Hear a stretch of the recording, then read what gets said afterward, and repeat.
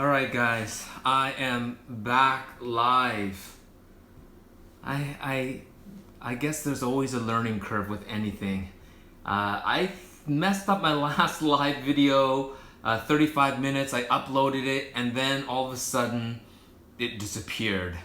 And so I am trying to do another live show here, guys. Thank you for joining me. I'm now competing with Apple. I shot the entire live video, and if you guys noticed, I also had an event video, which I didn't realize that I needed to use my laptop to do that, and it's pretty complicated. So I ended up doing a live video on my iPhone, and then I had the same thumbnail, and you can see again it's the same thumbnail, and I deleted out my recorded live video, my 35 minutes of all your Q&As. And I even packed the X-E3. There's no memory card left in here. I packed everything up, and then I realized the video was gone. And so it's I'm reshooting it. It is 10:52. I am competing with Apple's live event. So any of you guys that are watching me now, thank you. You must be hardcore fans, because I know even guys that don't like Apple will still watch the Apple event, because a lot of their products, they do tend to, like, you know, when the iPad was first announced, when the first iPhone was first announced, I mean, these were quite big events. And so there's gonna be the release of the brand new iPhone 10 or the iPhone X, and I'm competing with that. But I am not going to allow my mistake to ruin this opportunity that I have, because I have the X-E3, and I'm the only one probably outside of Fujifilm in Canada that has a copy of the X-E3, and I think I'm the only one that's doing a live Q&A of the X-E3. And so because of that, I am not going to let this go to waste. I am not going to I'm not going to let my mess you guys up, because all your questions are gone. So as you guys are logging on, thank you all 4 of you and the other 98 of you who are watching the Apple Live event. I'm going to try to remember some of your questions, and if I missed your other questions, this is a perfect opportunity, because there's only 7 of you watching now, to ask me questions about the X-E3. Want cameras, not phones. Thank you very much. Yes. One of the things I remember, one of the big things was about the EVF. That was a big question. And people had asked me, in my first impressions, I mentioned about the EVF between the X-E3 and the X-T20, and then I stopped because I was being interrupted by squirrels and people cutting the lawn. But basically, what I said on my previous live session that I deleted out is that pretty much it's the same. It has the same specs as the X-T20 EVF, like textbook. The only thing that I don't know is the refresh rate, how many frames per second. And I did do a quick test looking, and I don't see a difference between these two. The eye relief, I reset the camera, so, and there's no memory card in here. It's making all this noise. Sorry guys, I'm gonna have to put a memory card in the X-E3 so it can still function. But I looked at the EVF, so if you watched this before, I apologize. I'm gonna have to repeat a lot of what I already said. And if you haven't watched it and this is new to you, welcome. But the EVF between the X-E3 and the X-T20 feels exactly the same. The basic difference is really where the EVF is, right? The X-T20 is dead center, the X-E3 is off to the side, so it's rangefinder style, right? Like the X100F, it's like the rangefinder style, and because of that, it does change the way you shoot. I am left eye dominant. I look through my left eye. If I was right eye dominant, I'd have a lot more room on screen to touch it and do things, because as you know, with the X-E3, you can be looking through the EVF, and you can still use the touch screen for picking focus points, for choosing the hidden FN buttons, which if you swipe, you bring up. So right now, I brought up the film simulation. And as you can see, you can still use the touch screen to pick the different screen options, which you cannot do with the X-T20. Another thing what you can do with the touch screen is you can actually select features in the Q menu, and you can see again, you can actually choose each feature, and that is not yet available on the X-T20, but it can be upgraded in firmware. The thing about the EVF, the last thing is it anything like the X-T2? Absolutely not. The X-E2 has the largest EVF in the Fujifilm lineup, second largest if you include the GFX, but this is a very low refresh rate. It's about 50 or 60, so it's very laggy. This has the fastest in boost mode, I think is 100 frames per second refresh. So it's very quick, it's very smooth, it's very nice on the X-T2. And it has this nice eye cup and eye relief. So if you wear glasses and you shoot in the daylight, you have a nice eye cup and it's nice and large. The X-E3 is like the X-T20 and the X100F in that it is smaller and it is harder to see with glasses. And I confirmed this last night when I was shooting in bright daylight. The sun was coming in between my sunglasses and the EVF, and I couldn't see very well, and I was a little bit frustrated. I had to take off my sunglasses and put my eye right up to it to be able to use it effectively. So it's no different than the X-T20 or the X100F, but you know, it is what it is, right? But in terms of you know, this sticks out. I mentioned this in my previous video. So when you're carrying this crossbody, as I often do when I'm riding my bicycle and I'm taking pictures, you do feel the EVF, the eyepiece hump sort of pushing up against your body. I feel it on the X-T20 as well. The X-E3 is very smooth, the back. There's no D-pad. These buttons here, the rectangular buttons are flush. Which in general, I don't like the flushness, but it creates a lot of room. You can see how much thumb real estate there is on the X-E3, even against the X-T2. There's a lot of space there. The X-T20 feels cramped in there because the articulating screen, you can't see it on screen, but there's a bit of a space here. So if I pull out the EVF, you could probably notice there's this, it's very narrow in there. So in terms of all-day shooting thumb real estate, the X-T20 is probably the most uncomfortable grip. Other than like the grip here is not bad, but it's very tiny. I find that my thumb is always on the screen, and that's where the switching between, if you're using the touchscreen, between shot, AF, you know, if you're scrolling through those different modes, that's where it is, and that's where my thumb tends to be. So it's kind of in a horrible spot on the X. It almost feels better like this, so you can put your thumb behind the EVF. Where the X-E3, it feels more comfortable. Right where your thumb lands is where the joystick is, and that's kind of where you want that joystick to be, right there. And so because of that, I like the ergonomics of the X-E3 over the X-T20. There's 14 of you now on instead of the 100 that I had before. Thank you for joining, guys. Let me see here.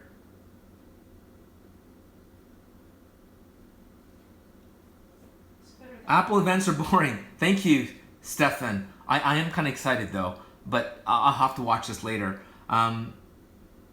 This is from Joe. Do you experience any issues with the touchscreen when your face is up to the viewfinder, especially as a left eye shooter? Only if I try to use it.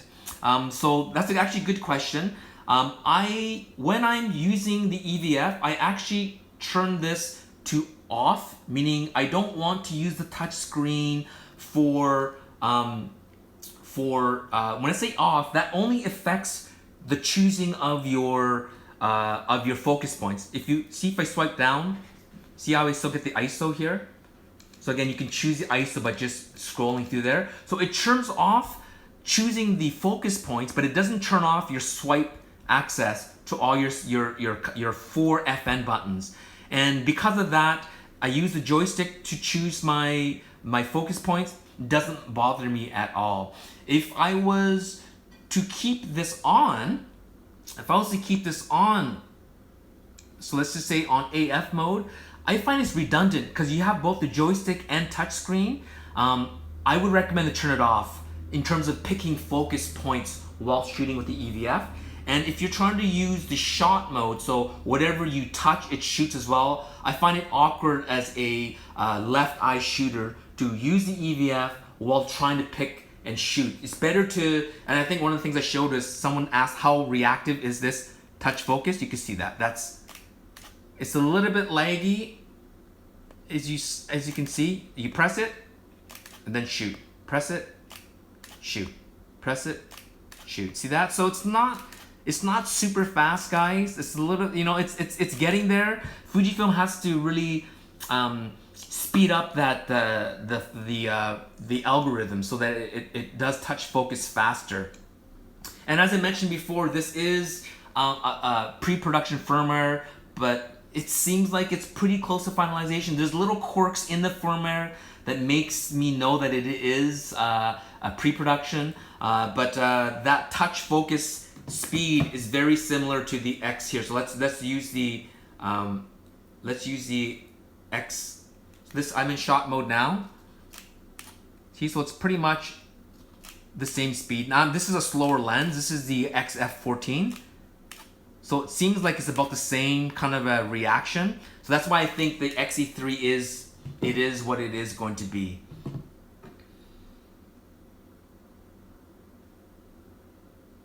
Raymond's mentioning, would the Fuji or the M5 be better for portable camera for shooting toddlers running around and tracking them? I find that Canon's eye track, face tracking, and autofocus tracking in video is superior to the Fujifilm.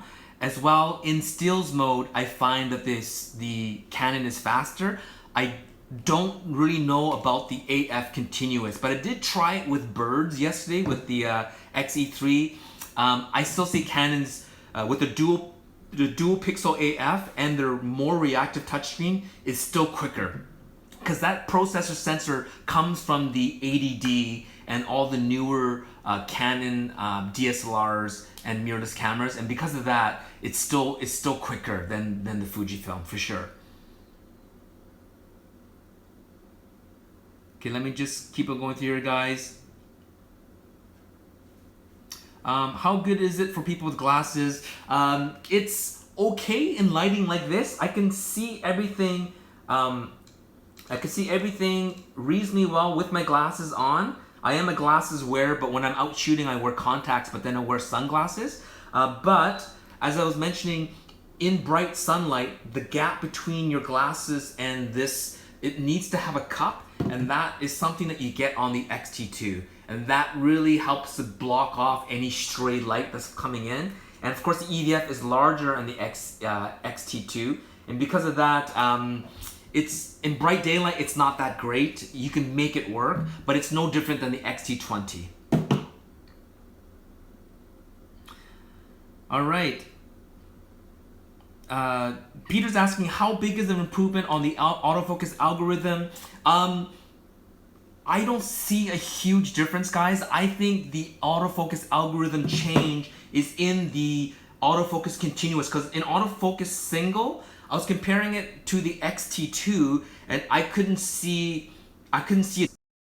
And I think where you're gonna see the difference, guys, is in this mode, in the autofocus continuous, where you actually can tweak how the camera tracks your subjects, or eye focus, face detect focus. I think that's where you're gonna see the big difference. And because I'm typically a single AF single shooter, I don't think that there's a huge difference shooting in that way. And I did do a video test, and I did notice again, maybe a slight AF continuous improvement on video, but not so much that it was earth-shattering. But I can tell you this, that this again is firmware pre-production. It's not finalized, so I can't say anything for sure 100% until I get a production copy. But it's not going to be night and day. I think they're just nice little tweaks to the autofocus continuous.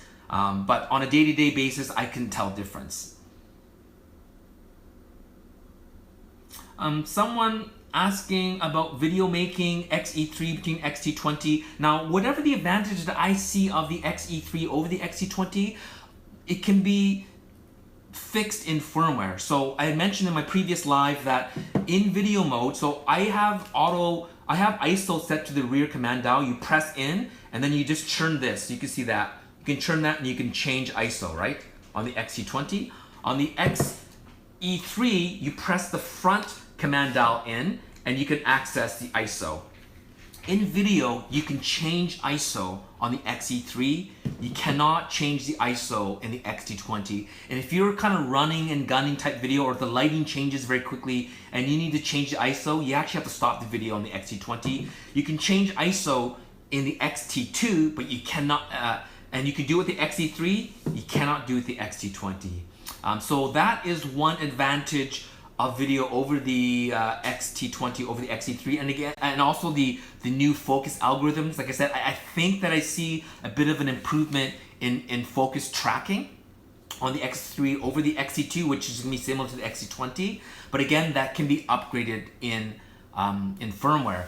The advantage that the X-T20 has for X-E3 for video really is this articulating screen. So if you have this on a tripod and you're kind of looking down, I know a lot of guys that shoot video use the articulating screen on the Canon 5D Mark III or the GH5 or whatever camera you're using. Most video guys like to use this screen, or they have those really fancy, those big kind of extensions that basically cut out all stray light. But in general, a lot of guys just use this screen here. This doesn't have it. So whatever angle you're shooting, you can't see. Where this thing, if you're tall and you're shooting down low, you know, you can see the screen. If you're shorter and you're shooting up high, you can shoot like that. One of the things that someone had asked me in my video was, can you do face detect in 4K video on the X-E3? Because you cannot do it with the X-T20. The answer is no. It is the same as the X-T20. In 4K, you cannot use face detect. And that makes me believe that the X-E3 video, the algorithms are identical to the X-T20, which is that the 4K is done by line skipping, and that helps to keep the heat down, and it allows it to do 4K. Remember when the X Pro 2 first came out, Fujifilm said impossible, overheating issues, cannot do 4K on the X Pro 2. And I always said, yes, you can do it, you just have to change the software, the algorithms. And I said it like a year and a half ago. And when the X-T20 came out saying they had 4K, but with landscaping, I knew right away that the X Pro 2, which is going to get the 4K video, but I can guarantee you it'll be line skipping in November, December through firmware update. The X-E3 has the same. It's 4K video, 30 frames per second or 29.97, but it is through line skipping, but you do not get the crop. The X-T2 4K video is actually 6K that's down rendered to 4K. So if you're gonna look at it side by side, you should see an improvement in resolution. Whenever you down render from a higher resolution from 6K down to 4K, you will see an improvement in sharpness and resolution. I have not done a side by side between the X-T20 and X-T2 on 4K, but I've seen it against the Panasonic GH4 against the X-T2, and I can definitely see an improvement in the resolution of the X-T2 over the GH4, not the GH5. I haven't tested that. And so if you are a video guy and you're really picky about your 4K video, I'd say stick to the X-T2 over the X-E3 because, and especially if you're gonna shoot 4K, because this is again 6K down converted to 4K. And these two here and the X Pro 2 will shoot 4K that is line skipped. And as well, with the booster grip with the X-T2, you get 30 minutes of 4K video instead of 10 minutes. And so that's another reason why you'd go X-T2 if you are serious about shooting video.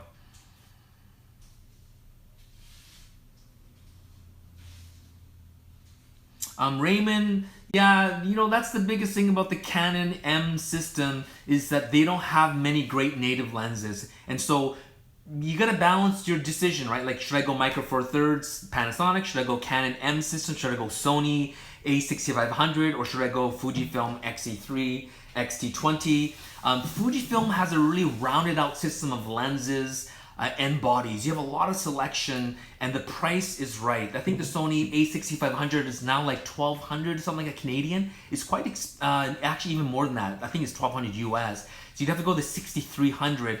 So the prices are kind of getting up there. This is the X-E20 is a great entry point for 4K with a full rounded out system with lenses for shooting sports, shooting kids and stuff like that. But you know, people are always wanting the highest spec cameras, and sometimes you know you get the highest spec cameras, but as you mentioned, there's a weakness to that. the M system, great autofocus, great focus tracking, but they don't have the lenses, right? And so, you know, either you wait for Canon to come up with more lenses in the next 2 or 3 years, or you go with Fujifilm, which is not as fast, but there are workarounds, right? You can work around the weaknesses, and you have a full system of beautiful lenses, beautiful bodies, beautiful cameras to work with.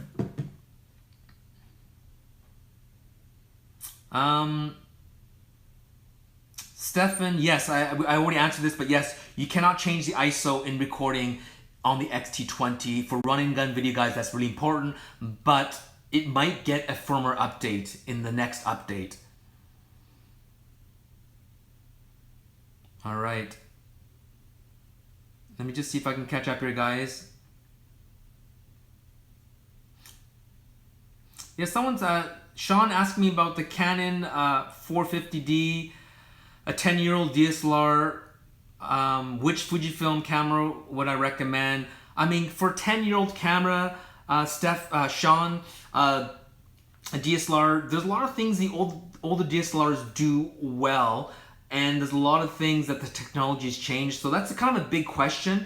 Any of these cameras will probably perform at a higher level, higher resolution, a better autofocus, things like that, compared to your 10-year-old DSLR. But there's a lot of things that the older DSLRs can do that these ones can't. One of them is DSLR is an actual optical viewfinder, and if you're shooting in continuous mode and you're tracking someone, you do get the blank out, but you don't get the lag with continuous shooting. So as you're shooting continuous, you start getting screen lag. You won't get that with a DSLR, but overall you'll get a better performance. I would say the X-T20 is probably a good start for you because you're used to a DSLR form factor. The Canon the 450D is a compact DSLR, so this one is probably, you know, this is going to be smaller than DSLR, but it is a compact size, and you'll appreciate the size and weight. Let me just see if I can catch up with some of these questions here, guys. Joe was mentioning, did you try the X-E3 with a long lens like the 90 or the 50-140? I do not. I've never reviewed those two lenses because I don't really shoot that much telephoto, but I know that the X-T2 and the with the grip balances well with the heavier lenses. So obviously, even with the X-E3, when you put on a lens like the 18-55, it's not awkward on it in terms of size, but it does make the camera a little bit front heavy. These smaller cameras work nicer when you use these smaller primes. So as you use the bigger lenses, yes, it'll work, but I mean, clearly the lenses are going to be 2 to 3 times heavier, because this is like 350 grams for the body, and the 50-140 is what, like 900 grams? So it's like triple the weight, right? Triple the weight of the body. So obviously it's going to be really, really front heavy on the 50-140 lens. So that's just the nature of it. But I mean, obviously it'll work, right?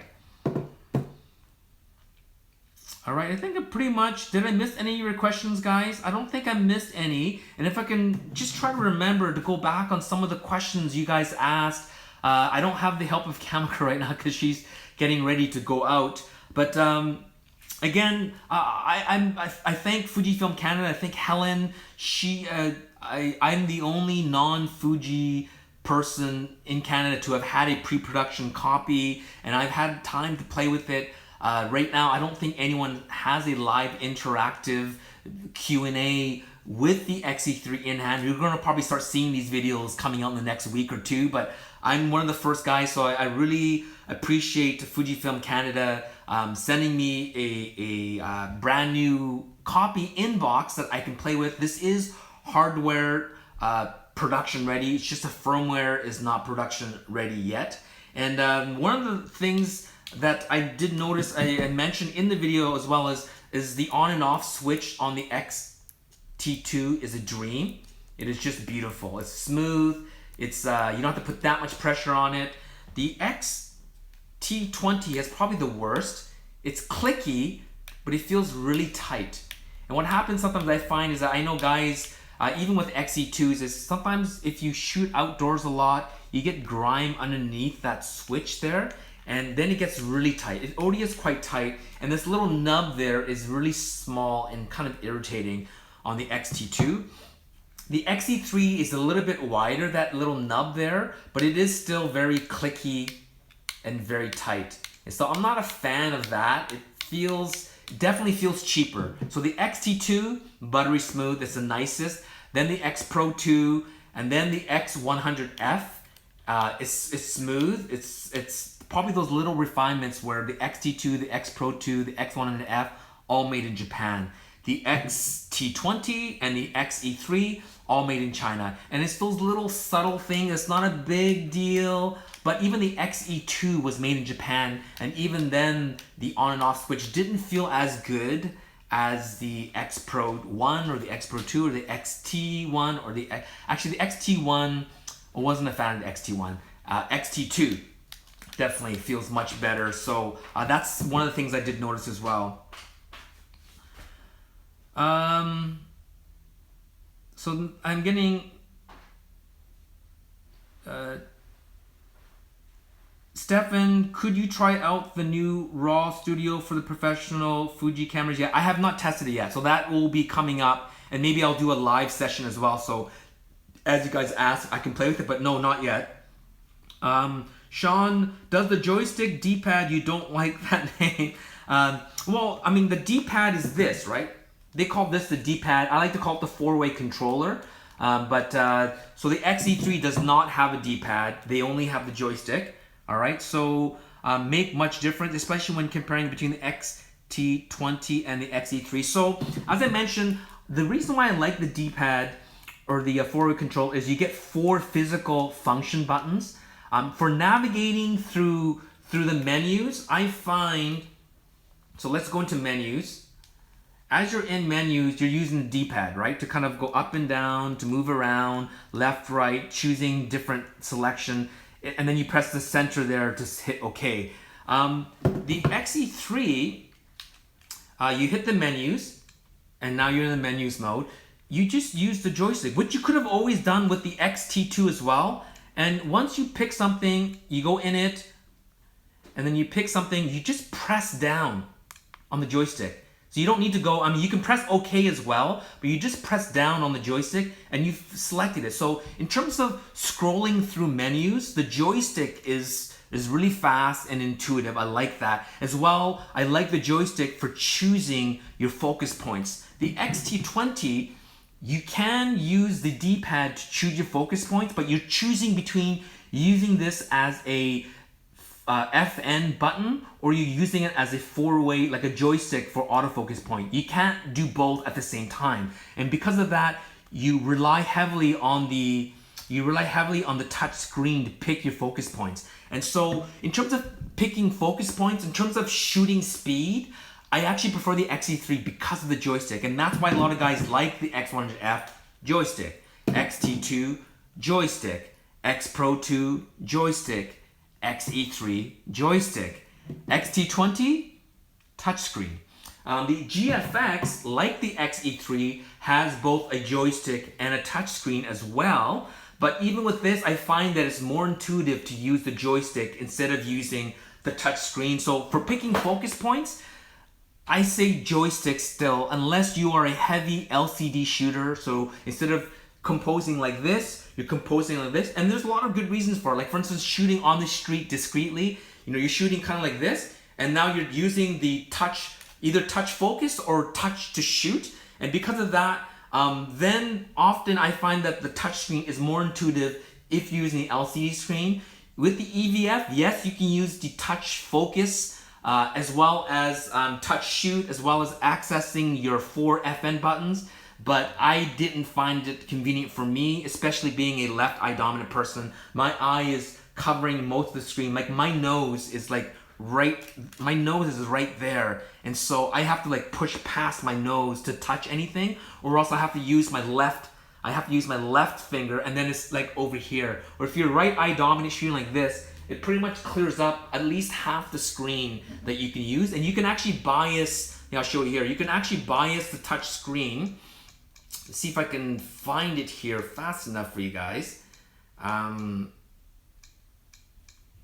I might not be able to find it quickly enough for you guys, but you can bias your touch screen to left, right, top, bottom, and I show that in my FujiLove article as well as in my video, that you can tell what quadrant. You can do that with the Canon EOS M5 as well, but you can tell the camera. So if you're right eye dominant, tell the camera to bias to the right side for using the touch screen while using EVF, and then I think it'll work great. It's just I couldn't test it because I can't really see well out of my right eye. I feel lost when I'm doing so.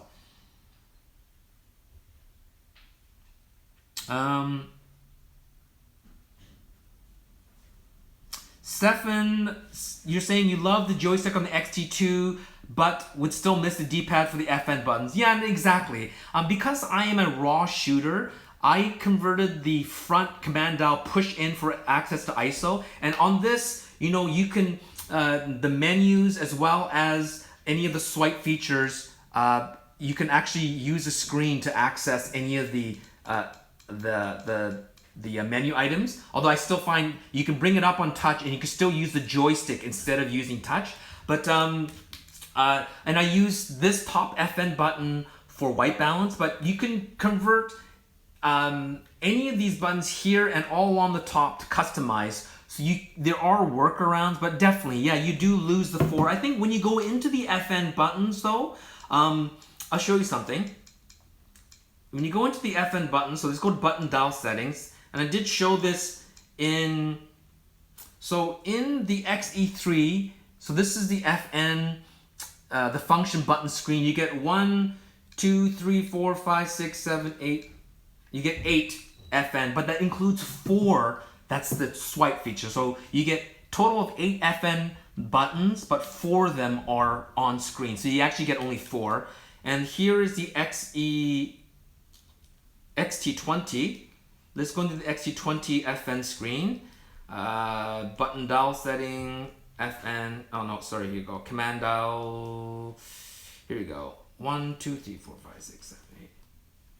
So here is the Fujifilm X-T20, and you also get 8. You get 8. So you do get 8 function buttons, but function settings, but 4 of them are based on screen. So if there's 4 that you don't use, then you can get away with it. But I also understand that a lot of guys that shoot Fujis will use the same FN on all the D-pads. So for me, you know, the up button is ISO, the down button is white balance, the right button is film simulation, and the left button is usually flash. And sometimes you make that the same across all your Fujifilm cameras. With this, you just can't do that, right? There is no D-pad for you to use. I think it'll be interesting though. Imagine Fujifilm allows you to add another 4 swipe FN buttons with the firmware update. So you actually will get a total of 12 FN. So it'll be interesting to see if Fujifilm will let you do that. And another thing is, if you use this, if you don't use this as a 4 FN button, but use it as a joystick instead of an FN access, then you can make up for those loss of the 4 FN buttons by using swipe. So it'll be interesting to see what Fujifilm does in the firmware update.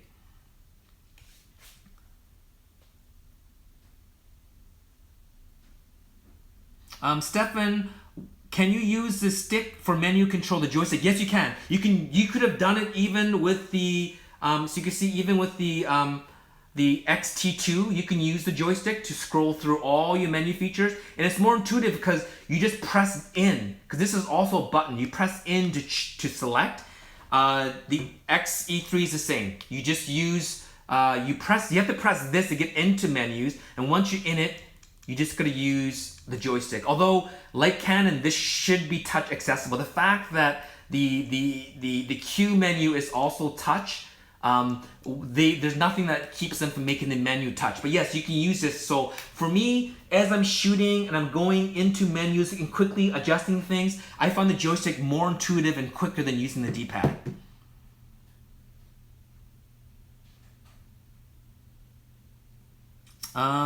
Thoughts on the X1F versus the X-E3?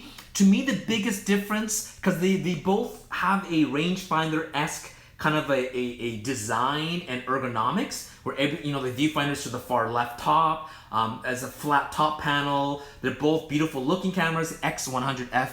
The X100 is the prettiest camera, the prettiest digital camera out there, hands down. And you guys know I review for Leica. I pretty much play with every camera that's out there. All my friends are total camera nerds. This is the prettiest digital camera out there. The biggest difference for me, other than the hybrid optical electronic viewfinder, is really that this is leaf shutter. And because I am a daylight flash shooter, that makes a huge difference. I can flash sync this up to 1/4000th of a second. This is based, flash syncing is to 1/180th of a second. And that means that I would need a more powerful flash to overpower the power of the sun, which makes using daylight flash more complicated, especially discreetly on the street, because your flash power output is much stronger than using something like this. Most of the time I'm shooting at 16th to 8th power on the street. Nobody even notices you're using daylight flash when you're shooting street during the daylight.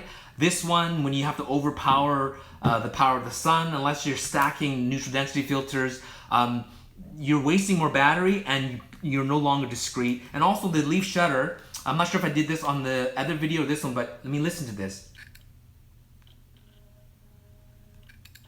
I mean, that's the, okay, this is trying to autofocus here. So that's the shutter. It's super quiet. Even in this room right next to me, it's super quiet. And this is the X-E3. You hear that? This is quiet on a busy street, but I notice even on side streets and I'm walking behind someone and you want a nice kind of a discreet shot, you can hear that. It is quiet, quieter than DSLRs. So in terms of quietness and shooting this for with daylight flash, I prefer the X100F, and that's the main reason why I would shoot with this over the X-E3. But if you don't shoot daylight flash and you don't care that it's not super dead quiet, then I actually would prefer the X-E3 because at least it gives you the option of touchscreen and the joystick. This one here does not give you that option. Also, this has 4K video. This one does not. And so those are probably the two biggest reasons, other than how sexy this looks. Because in the end, if you want a stealth X100, then just get the black one. If you want attention, I just recently went to a coffee shop and the girl behind the counter kind of had this poker face where she wasn't smiling at anyone. She didn't seem very interactive with anyone. Like, she just like, what's your order? She takes your order and then thank you. Very robotic. But as soon as I came up, she still had that robot face, but she's like, oh, nice camera. Is that a film camera? And so, even people who typically don't chit chat, when they see this camera, they want to talk to you. And so if you want to have, like you show up at a coffee shop, you put down your MacBook and then you put down your camera. Often if you put down a film camera, people just come up to you and start talking to you. Same thing. When I carry this camera around, I go to Safeway, I go to coffee shops, people are like, hey, is that a film camera? And especially they're kind of like young kids and they're really excited about film cameras. And all like, oh, I want to get a film camera, I want to get a film camera. This is the next best thing. If you carry around this camera, it is an attention, conversation piece. And if you're a sociable person and you love people coming up to you in coffee shop, get the X100F. But in terms of shooting experience, they shoot very similar. The grip and ergonomics is better on the X-E3, I find. This has that weird slippery leather-like faux leather. This has that as well, but this is grippier on here. There is an optional grip you can get on the X-E3, but I don't think it's necessary because it just adds to the bulk. These cameras come in and out of a camera bag very easily. Cross body, shooting with it all day, it lies flatter and smaller up against your body, so I like this. This is very compact. If you take the lens off of this, or if you get the pancake, this is a tiny camera. I think even on its footprint, if you minus the lens, the footprint on this is actually smaller. Notice that it is actually smaller than the X100, minus the lens. The footprint is smaller. Even in terms of thickness, it's maybe slightly thinner, but as soon as you put a lens on, it's thicker. I have the X70 lens hood on here, so it makes it stick out, but this is quite a thin Oh, this is quite a thin camera without the hood on there, because half the lens is in the body. You can see, people always wonder what that is on a camera. That actually tells you where the plane, where the sensor is. So that's how far back the sensor is on the X100F. So the other half, half the lens is in the body. This lens is not a pancake. It's an f2 lens. It's very bright. So notice where that is, and notice on the X-E3. Notice where the X-E3 sensor is. It's more forward. Can you see that? It's more forward in the body there, right? So anyways, I hope I answered your question there.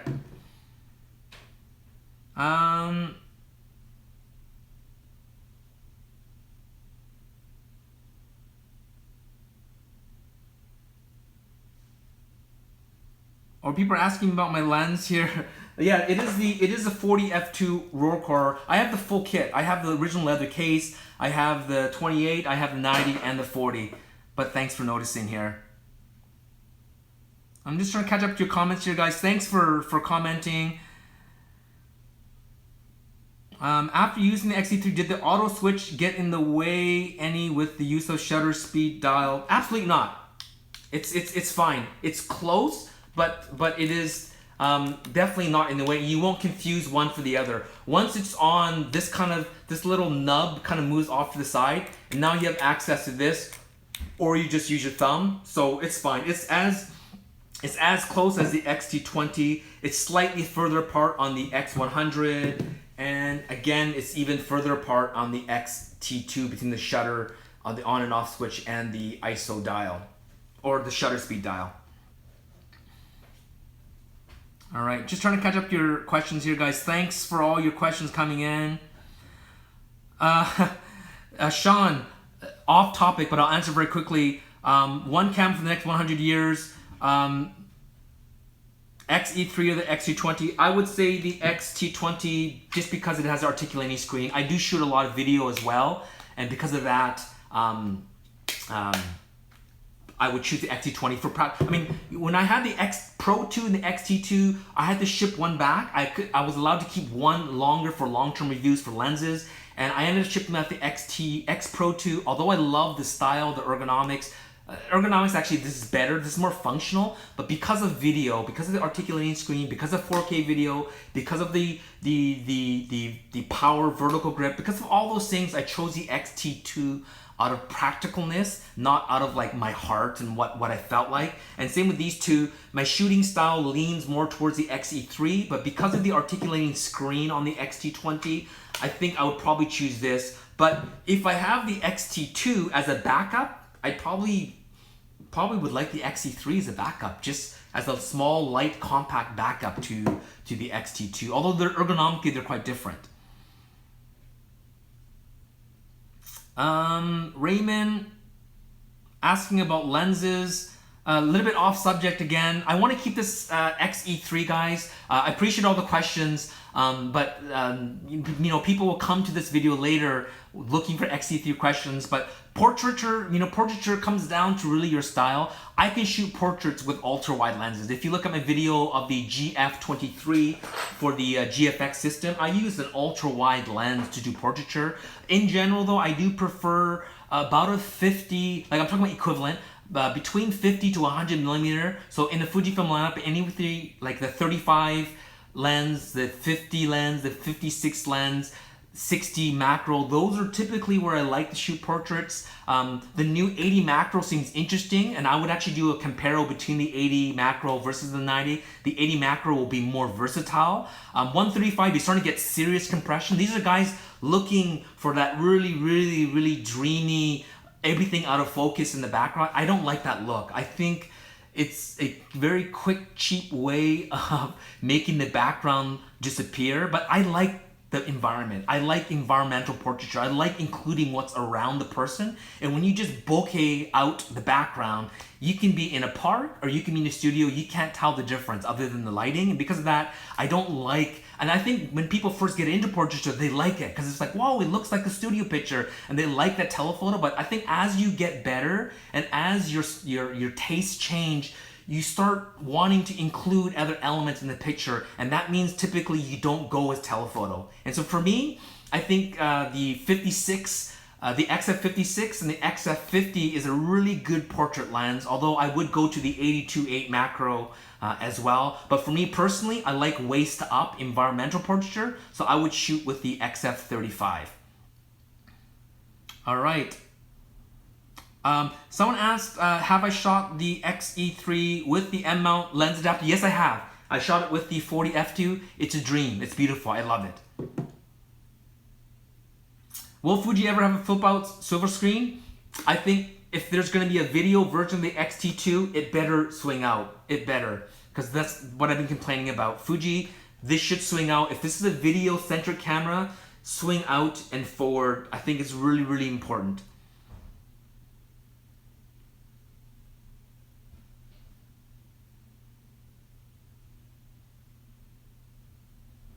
All right, I think that's pretty much it, guys. Thank you all 40 of you that are now watching. Again, I had over 100 previously. I accidentally deleted the video, and so I had actually already packed this camera to return back to Fuji, and now I missed the Apple event. I'm kind of an Apple, I'm not a fanboy, I'm just part of the ecosystem. And so there's a lot of things I hate about Apple. Just like if you love Android, there's a lot of things you love about Android, and I'm sure there's a lot of things you hate about it. There's a lot of things I hate about Apple as well. And I'm also competing with that. And so I have less viewers now, but you guys made the core of the Q&A, so I do appreciate you guys coming on. Keep on asking questions even after, because once this renders, I will still be coming back and checking, but again, thank you Fujifilm Canada for loaning this to me. I feel very privileged to have this because most people don't have this camera. They can actually do it live, but again, I love the ergonomics of this camera, guys. It is so compact, it is so light.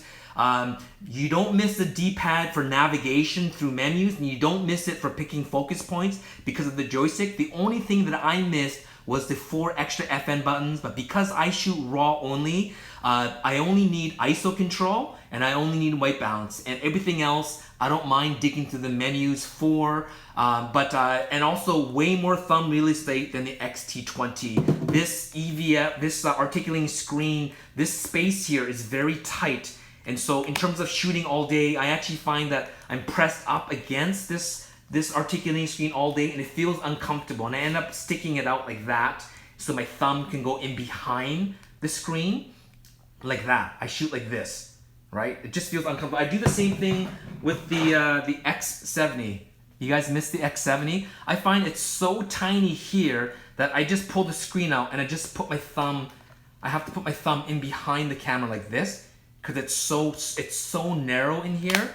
And so shooting all day, very comfortable on the X-E3. It's very comfortable on the X100 as well. There is a lot of space for thumb real estate. So I'm sad to bring it back. There's an event in Toronto. I think Fujifilm said there was only two copies in Canada that was new in the box, that was production ready, although not firmware production ready. Billy got one, and I got the other. So it's just me and Billy, two Asian dudes.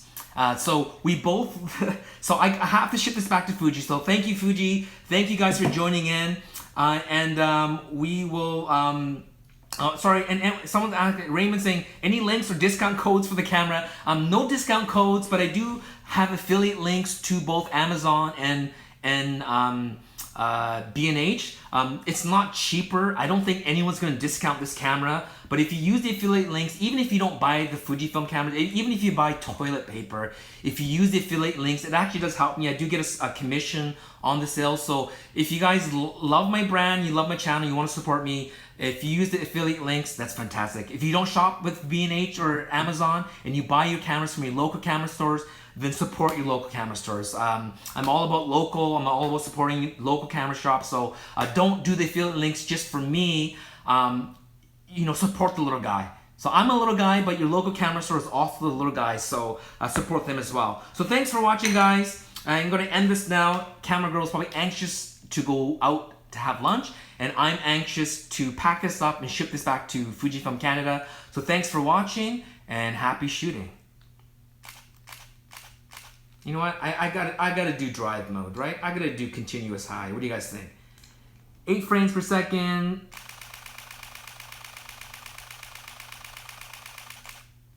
Beautiful thing. Thanks, guys.